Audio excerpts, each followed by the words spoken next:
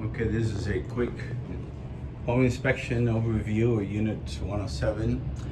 So the first thing is we are in the master um, um, bedroom closet, and it has a sprinkler system, as you can see, fire protection, but it looks like the sprinkler head, if you look at it straight up, it looks like it was hit. So it's bent. So that's very important to make sure we take care of that, because there's a lot of water pressure in one of those sprinkler heads. So they're recommended to be looked at once a year anyway, so I'm going to put that on the report. This is an air handler right here. There's two air handlers, one here and one downstairs. There's probably 2 units. And I put everything back up, but there's condensation dripping in there, and there's some buildup in there as well. Okay, going back here, I check all the outlets, all the GFCIs, everything works, no problem there. These sliding doors to the balcony, they will need some lubrication. They're hard to slide, hard to open. No problem in there. I checked washer and dryer.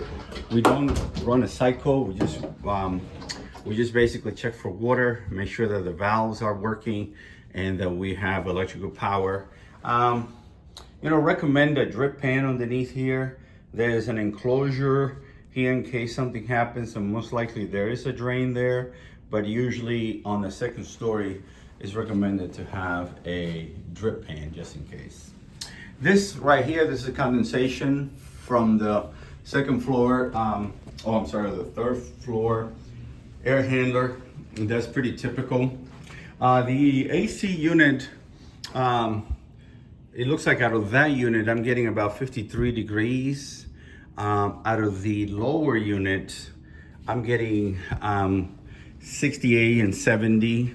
As a matter of fact, in one of the bathrooms, it feels really warm, and I was actually getting 84 degrees, sort of like heat, when it's supposed to be on cool.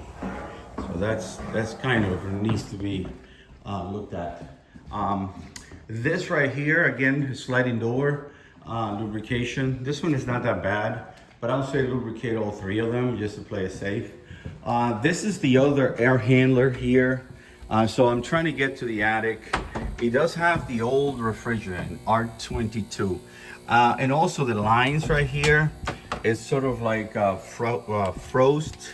You can see some frosting in there. Some sort of like snow building up, or ice. So it looks like snow, but obviously it's ice. So this right here is giving me 84, 85 degrees. When this is on cool, and I have it set on 65, now 62 because I moved it, but I have it on 65, and I'm still getting, normally what happens is the units are going out of whack. We need some caulk right here on these backsplash and the countertop. On here, we need the anti-tipping bracket, because if you pull this forward, it comes forward like this. And then what happens is little kids open this and they climb, and this comes forward. So basically that is that. There's an RO system here, but it looks like they had previous water damage in there. There's no damage right now. I ran the dishwasher, and the soap is now open and the water is drained, so that is working just fine. So I'll continue here. The flooring looks pretty good. I don't hear anything squeaking as you walk. The GFCIs and all these, this stands for ground fault circuit interrupter, that they're working okay. There's a couple of these trim in front of the steps that are loose, so you gotta be careful when you come up. And there's a couple more in here.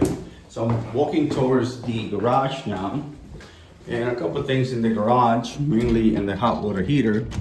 So here, the hot water heater is 50 gallons. It's on the concrete here, but it's recommended to have a drip pan as well. This is a loop if you ever want to have a softener, water softener. That'll be the main water to shut it off. There's some corrosion here on this. This is called an expansion tank. That's to protect the tank, but there's a lot of buildup and corrosion. Sometimes these could be removed and replaced. Sometimes it's so deep that it's so damaged and corroded that sometimes you have to replace the hot water heater. This is the main electrical panel. Everything is labeled, and I opened it inside. So there will be a picture of the inside of that and the outside as well. Garage door, I tested it, make sure that it opens and closes okay. It would need some lubrication because it makes a little bit of noise. So basically, I said this is an access panel. There's nothing in there other than chasing wires if you need to. So overall then what we have is probably the AC. Like I said, I had to get to the roof. The lubrication on the garage door opener, on the garage door. This fluorescent lamps need to have lens protection just in case they break.